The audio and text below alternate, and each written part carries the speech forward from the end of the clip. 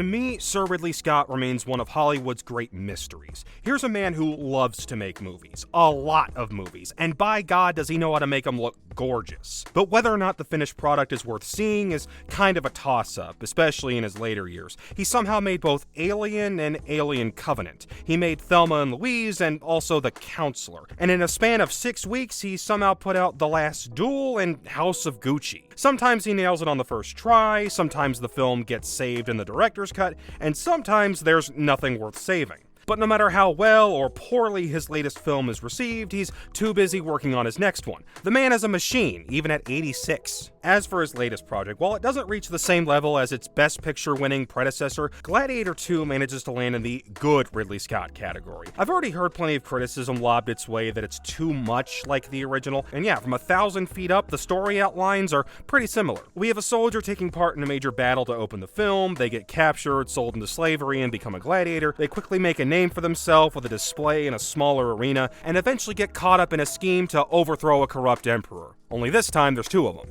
But while it's weighed down by what I have to imagine were studio-mandated fan service moments, I'd argue Gladiator II is at least trying to differentiate itself from the original. The previous installment presents Rome on a pedestal for what it was at its pinnacle. This time around, it stares directly at the rot of overexpansion and poor leadership that seeped its way into the empire long before it fell. Overall, it's an angrier, messier film for an angrier, messier day and age, so at the very least, it's meeting the moment, even if it falls short of the Film of the Year hype certain fans and critics prematurely hurled its way. The film takes place 16 years after the events of the original. After heavily hinting at it in the last film and straight up spoiling it in the trailers, it's confirmed Paul Mescal's Lucius was indeed Maximus's son, and he was sent away from Rome due to the chaos following Emperor Commodus's death. He grows up in Numidia under the name Hanno, finds a wife, and starts the film by trying to fend off the invading Roman army led by Pedro Pascal's General Acacius. His wife dies in battle, and he gets sold into slavery, eventually becoming a gladiator for Denzel Washington's Macrinus, a former slave turned powerful arms dealer. Once Lucius and Macrinus arrive in Rome, we're introduced to the city's political scene. The twin emperors Geta and Caracalla are even more deranged than Commodus was, but are already losing support of both the people and the Senate thanks to their loves of conquests and bloodshed. Meanwhile, Acacius is being celebrated as a conquering hero, but desperately wants to be done with warfare. And his wife Lucilla, that's Connie Nielsen from the first film, wants to take another crack at toppling the emperors and giving the power back to the Senate. And that's before learning her long-lost son is back in town. Now, the comparisons between Mescal and Russell Crowe are inevitable, but I'd argue Scott is at least trying a different approach this time around. Mescal isn't on the same level of Crowe in terms of sheer star power, but he's also not being asked to do as much. Both characters are motivated by revenge, but Maximus's focus was always directed at just one person. Lucius is vengeful against the entire empire. He's not a cunning tactician or inspiring leader, but rather a weapon who just needs to be pointed in the direction of his next target. And whereas Maximus's fights were always a testament of swordplay, Lucius's fights are much grittier and bloodier. He leaves an early battle with a mouthful of baboon blood, and nearly every sword fight ends with his opponent losing a limb before he deals the killing blow.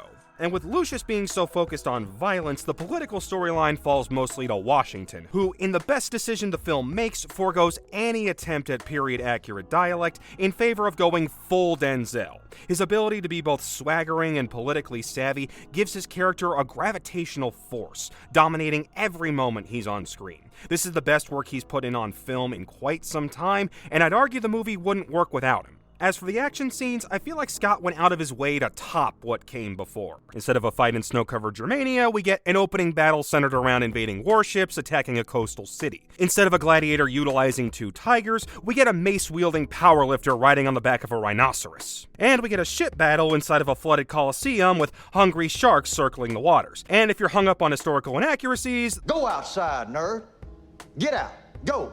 We also get what seems to be the climactic Colosseum battle twice, though both times they're really just openings for Macrinus to make a big political move. Unfortunately, it's in the third act where things start to fall apart, and we once again see signs of a much longer movie that Scott was forced to cut down on in the editing. A few character arcs are quickly resolved, Macrinus hits the fast-forward button on his big plan, and we get what feels like a natural ending that would have set up for a third installment, something we might be getting anyway, only for a few characters to start sprinting towards a resolution. It also feels like Scott decided after the original film's tragic ending that this one should go out on a happy note, even though it clashes with what's otherwise a much meaner narrative. Overall, Gladiator II can't live up to what came before, but it brings some new ideas to the table, has some great fight scenes, and gives us the best Denzel performance in a long time. It's not perfect, but I was entertained.